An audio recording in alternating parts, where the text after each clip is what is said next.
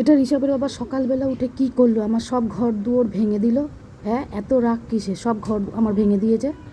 হ্যাঁ, আমি এখন কোথায় থাকবো, কি করে থাকবো? তো বন্ধুরা, ঋষভের বাবা ঘর ভেঙে দিয়েছে আজকে। তার কারণ আমার এখান থেকে একটা ছোট্ট রান্নাঘর হচ্ছে।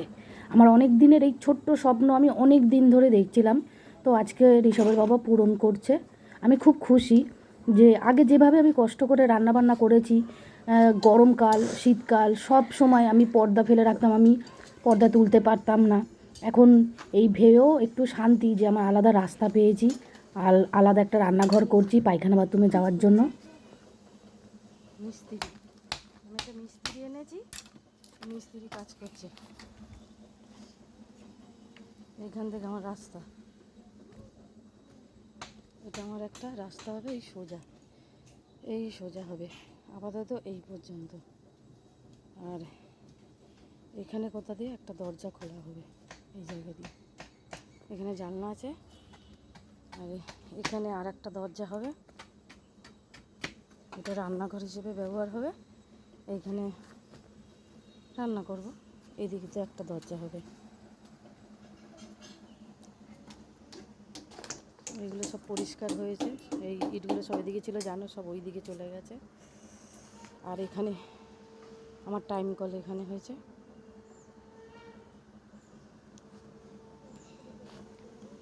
আর এই কাজ চলছে এখন, অনেক দিন ধরেই হচ্ছে টুকটুক করে। বাইরের কাজও করতে হবে সংসার চালাতে গেলে, আর ঘরেরও টুকটুক করে করছে।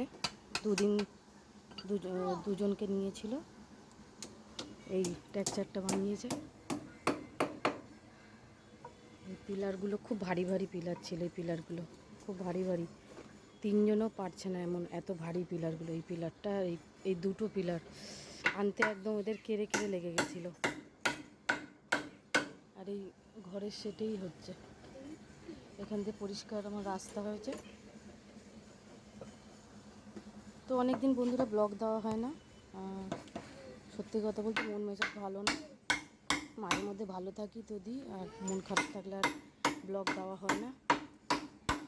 তো ভাবছি এখানে চলে আসলে পরে আবার একটু একটু করে ডেলি ব্লগটা সব ভালোভাবে করতে পারবো।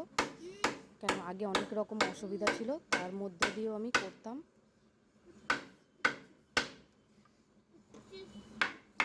এখন অনেকটাই ভালো হবে, তো তার জন্য আস্তে আস্তে আবার ডেলি ব্লগ দেওয়া শুরু করব।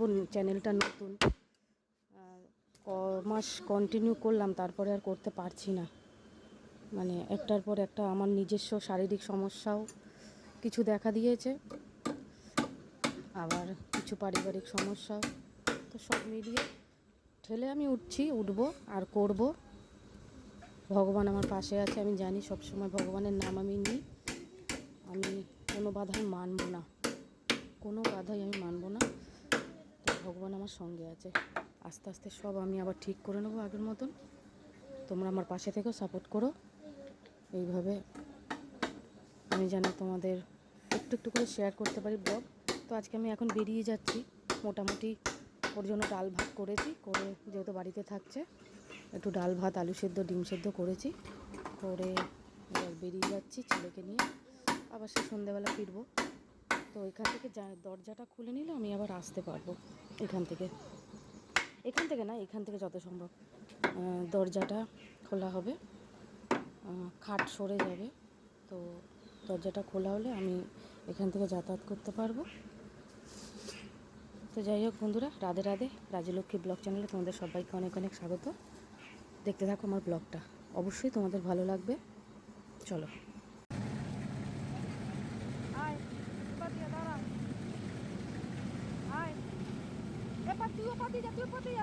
ওখান দিয়ে যা তুই।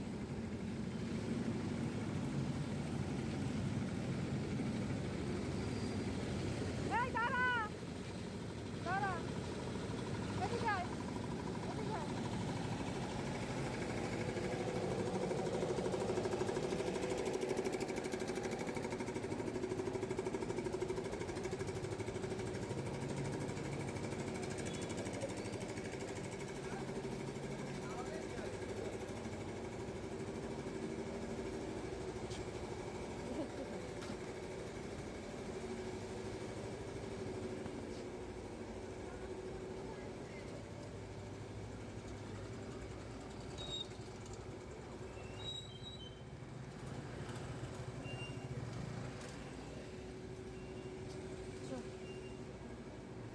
মুদিখানায় গেছিলাম বন্ধুরা, তো দেখছি রাস্তায় পিচ করছে, আর ওকে নিয়ে হাতে ব্যাগ নিয়ে আমার এত অসুবিধা হচ্ছে, আবার ছাতা, তো দুটো তিনটে জিনিস কিনলাম।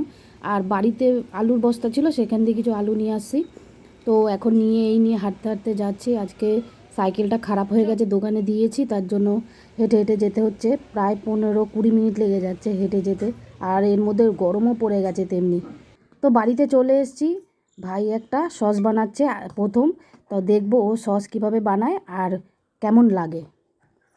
পেঁয়াজ, লঙ্কা, না লঙ্কা না, পেঁয়াজ রসুন টমেটো।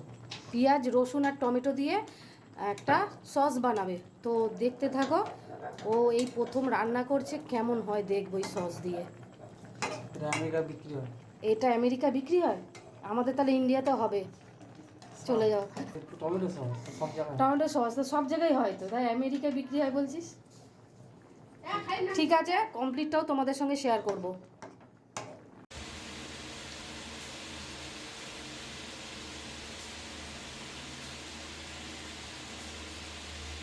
সবাইকে খাওয়া তো বকে খাওয়া।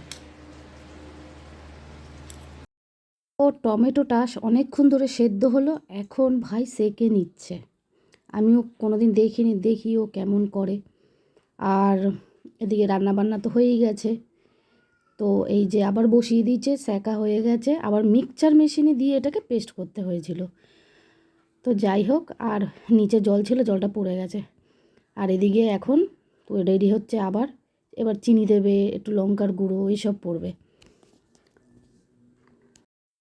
তো এবারে লঙ্কার গুঁড়ো দিয়ে দেওয়া হলো, আর বেশ খানিকক্ষণ এখন নাড়াচাড়া হবে।